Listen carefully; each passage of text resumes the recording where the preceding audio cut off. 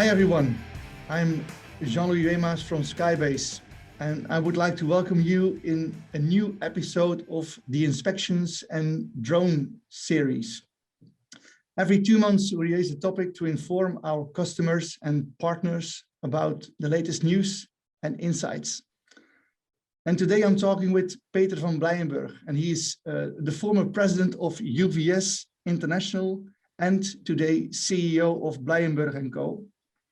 And is involved with unmanned systems since 1987. That's a long, long time. He advises governments and corporates about this field all over the world. Peter is residing in Paris, but doesn't sound French at all. Peter, I think the listeners are getting very curious about who you are and what you do. So can you please introduce yourself shortly? Okay, well, thank you very much, Jean-Louis.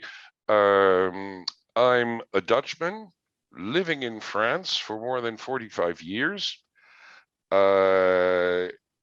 Years ago, in the former century, I started an association bringing together manufacturers and operators of drones. It started out as a European initiative only for Europeans, and quickly it became apparent to everybody that this was an international matter that went much further than just Europe, and we went international. We have been at the forefront of everything that has to do with rules and regulations and the creation of standards which are required, and that's industrial as well as operational standards. And we have participated in every single committee, commission, panel that you can imagine, and in many cases started the work, initiated the work of the authorities on rules and regulations. This goes back to 2000, the year 2000, when EASA didn't even exist. And we got the then existing joint aviation authorities involved by forming a working group together with them that was called the Joint JA Eurocontrol UAV Task Force, that produced the first official regulatory guidance document produced in the world. And since then, we've evolved and strongly participated on a national level and European level, which finally came to a final success in January of this year with the coming into force of the European drone regulation, which shortly now, later this year, will be followed by the regulation on U-Space. Okay, so that's a big achievement. Yes, but we were not alone. We were just the instigator. We participated in all of this, but there were many others. Okay. And this new European drone regulation, what is the impact on the market? For example, the drone service companies. Well, it's going to have a substantial impact on them. One of the major achievements of this regulation will be that the unpleasant situation that we've had for quite a few years with undisciplined individuals flying as if they were alone in the world, what we in the industry call the cowboys. The cowboys, we know them, yeah.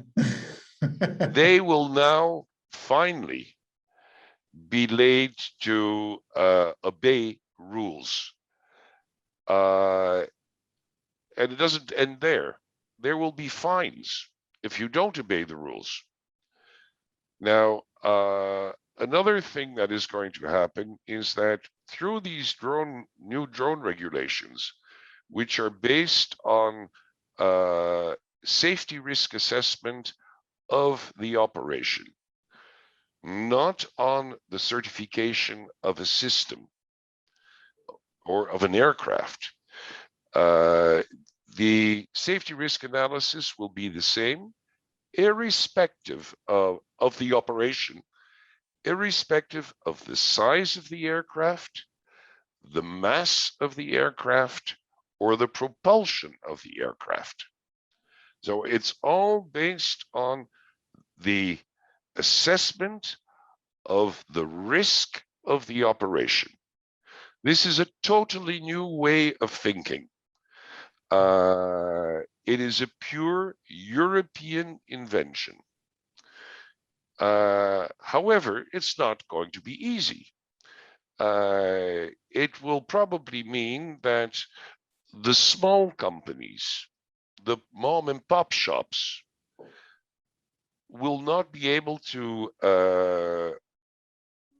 conduct many of the more complicated operations because they won't be able to comply with the safety risk analysis. There are several methodologies to do your risk analysis. The top one being SORA, that's the most complicated one. Then you have predefined risk assessment, and you have standard scenarios. Now, all of these are defined. All of these are part of the regulation.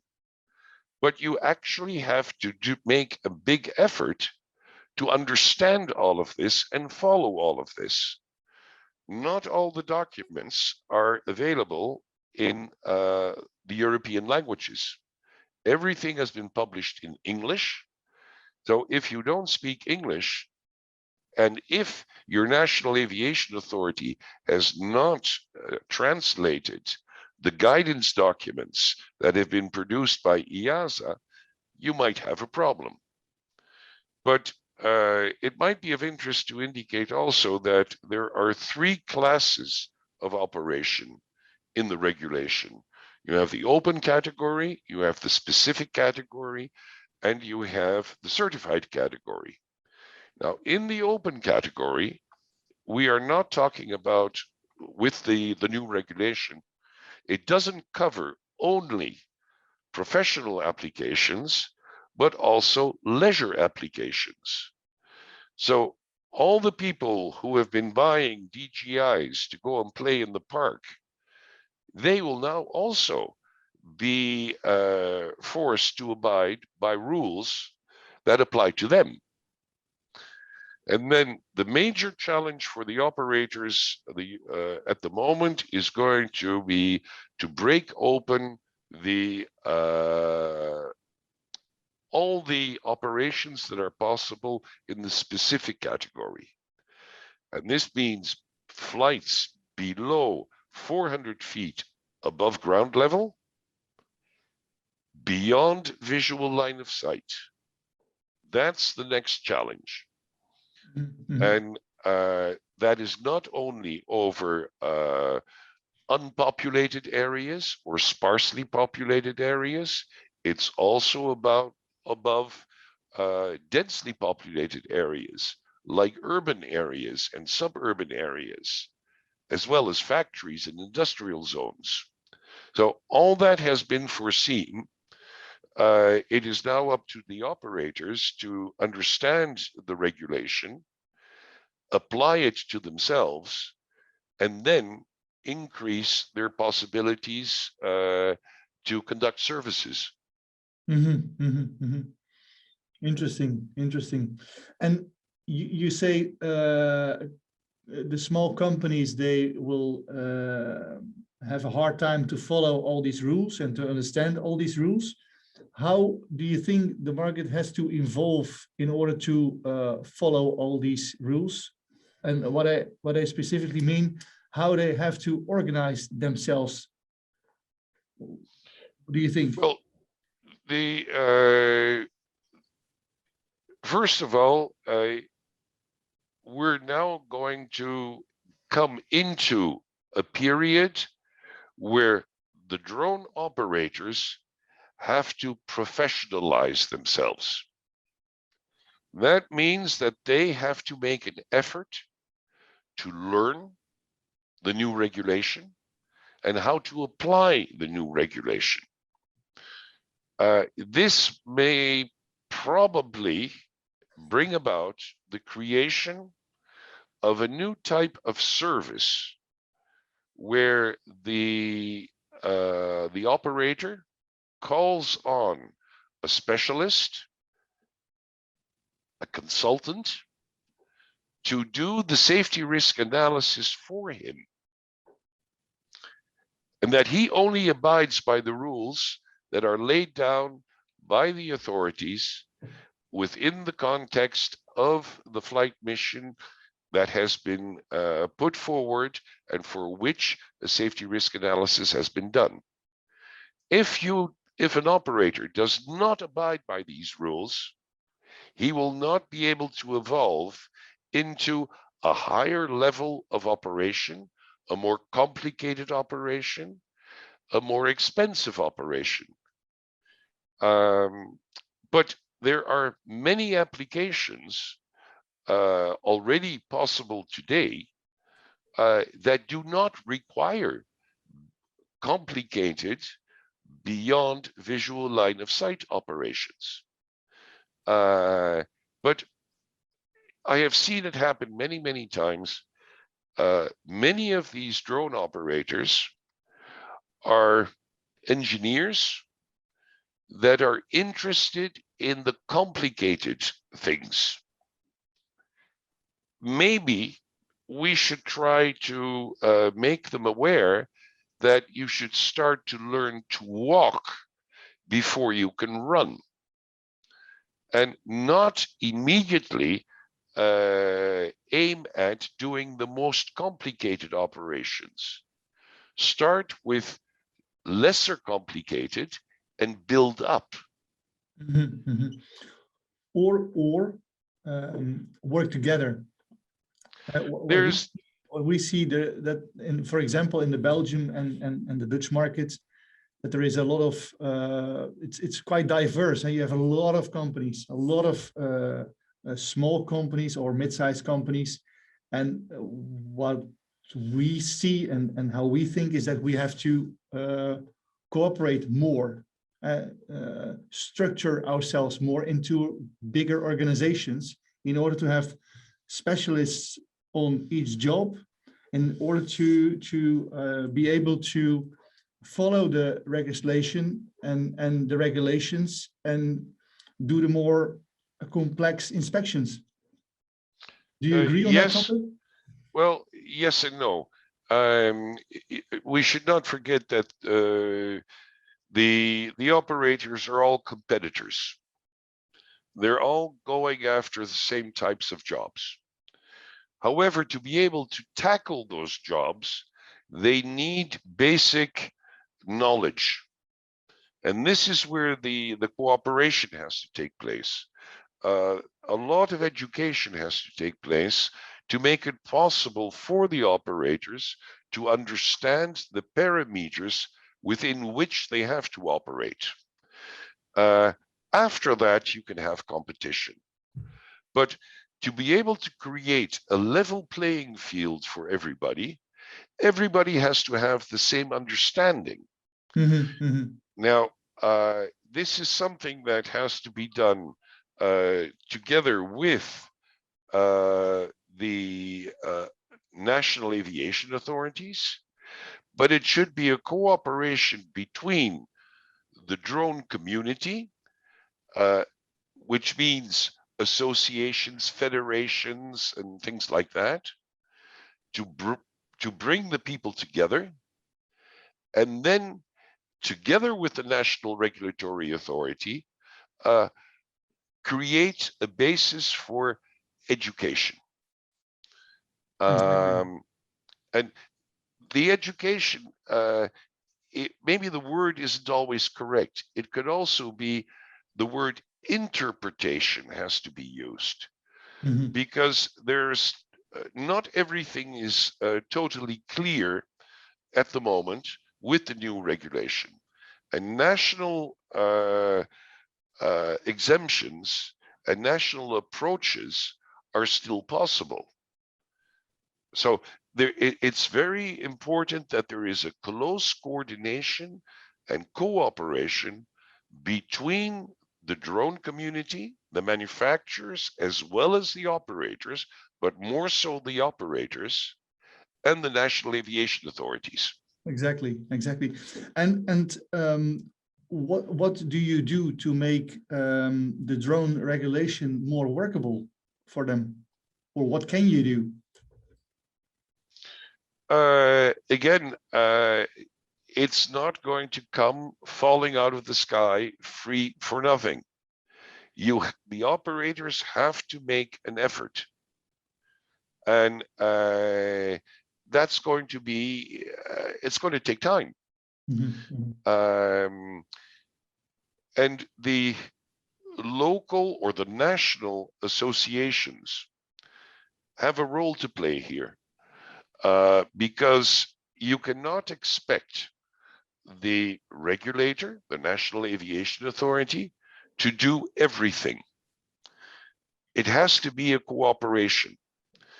So there are many documents that have to be understood, which means that they have to be accessible, and there has to be we have to find some form of cooperation between the National Aviation Authority and the community to identify which are the more urgent documents that have to be put into the national language, so that the understanding of the document is equal for everybody.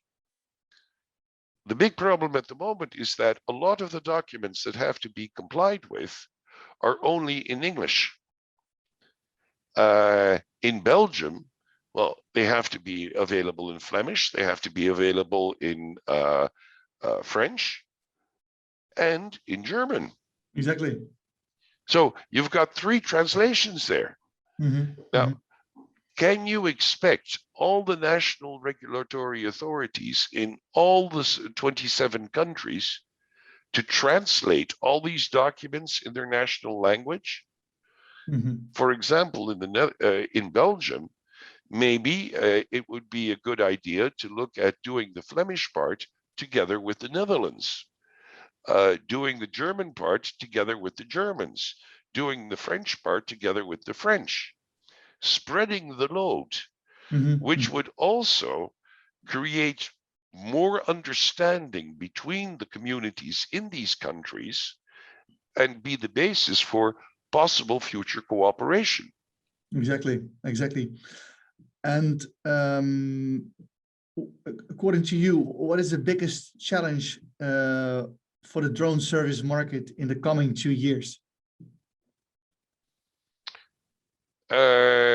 Coming to grips with the regulation, but anybody who has read the regulation and who's aiming at getting into the specific operational category has without any doubt identified that we still have a problem with detect and avoid.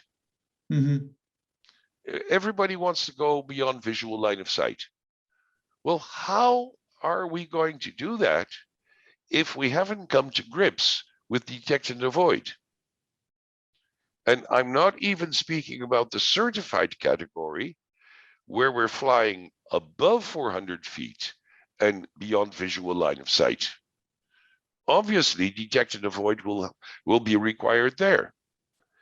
But the major problem that I see that has to be tackled within the next 2 years is everything that has to do with harmonizing the airspace.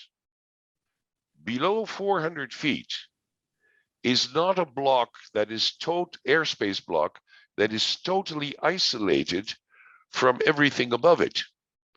You have to be able to seamlessly fly out of uncontrolled airspace below 400 feet into controlled airspace and vice versa. Now, are we prepared for that? No. Have we got all the communication problems sorted out there? No. There are a lot of services that are going to be put forward that are part of U-Space, which haven't been clearly defined yet. We're still looking at it. Now, this is going to be the big coming challenge, because if we don't crack that nut, and the upcoming regulation is going to be a good basis for it, but it will not be the end to everything. We still have to, all together, the community together with the regulators, refine all of this. Yeah. And if we don't, we will not come to the next step, which is the certified category. Yeah. So to resume, Peter, I think we have a lot of work to do, and we have to cooperate. I think that's what you said. And what I also heard is that the new drone regulation helps us to make the drone market more professional and mature, and that there's no place for cowboys anymore. No. I think, therefore, we need to organize ourselves to cooperate, what I just said, in order to improve the way we work, to become more professional, and to be able to conquer the challenge of tomorrow in terms of regulations, in terms of also the right machinery, to share know-how, and to use the manpower we have in the market, and to better use the manpower we have in the market. So yeah, I think it's very interesting. I want to thank you for your contribution. I want to finish our interview. I think it's a very interesting topic where we can talk more about, maybe in another episode. So I want to thank you for your contribution and your time, and also I want to thank our listeners for listening, and hope to see them next time in a new episode of Inspections and Drones. Thank you very much. Thank you.